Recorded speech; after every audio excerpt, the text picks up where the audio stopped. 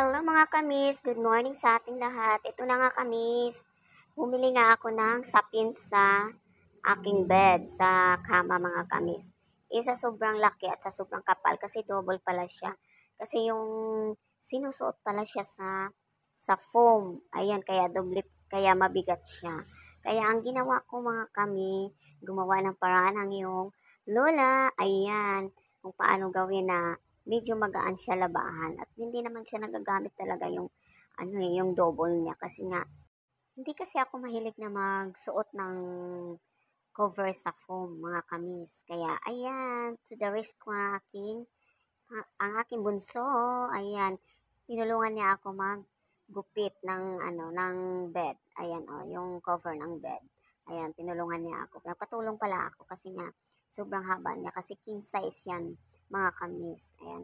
Kaso nga lang, itong aking bunso ay mainipin. Halos tanggal-tanggal yung paghawak niya. Kaya tuloy nahihirapan lang yung lola. Kaya ayan nakita niyo mga kamis. Ayan kasi yung kabilang kamay niya nakahawak sa cellphone. Yung isa naman nakahawak sa tela. Tingnan mo. Kaya hindi kami matapos-tapos. Ayan, di ba mga kamis? Ngayon mga kamis, tapos ko na siyang ginupit. Ayan, ilalagay na natin yung kabilang tela dito sa upuan. Ayan, tingnan niyo mga kamis, tingnan niyo kung paano ko ginawa yung sapin para hindi siya madaos-os pag ninuupuan. Ayan, di ba? Basta mag-starting nanay, para-paraan lang talaga mga kamis. Di nagiging buy one take one tuloy yung binili kong tela. Di ba? Wow! San ka pa? Sa okay lang yan binili. Sa okay lang talaga yan, nabilin mga kamis. Alam niyo ba kung magkano lang yan, mga kamis? King size na yan, mga kamis. Makapal at saka malambot yung tela, mga kamis. Nasa 250 lang yan, mga kamis. O, diba? Nakakatawad pa ako doon sa binili namin. Nagiging 200 pa yan. Kasi suki ko talaga yung mga binibilhan ko ng okay. Ayan, kaya mga kamis, kung ako sa inyo mga kamis, punta na kayo sa mga ukay-ukay. Marami kayong mabibili doon. Magaganda pang tela. Mga original. Hindi siya basta-basta mangungupas pag iwawashing.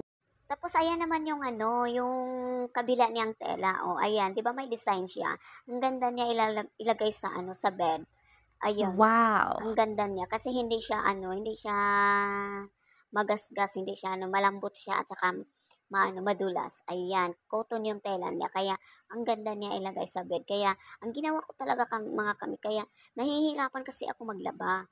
Bigat-bigat niya. Tapos ipag laundry niya, ang bigat, ang mahal ng bayad ng laundry.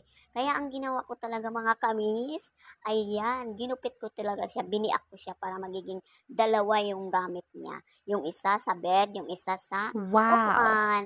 Ayan, yung finish natin na gawa mga kamis. Ayan, yung isang ganda pang bed. Di ba?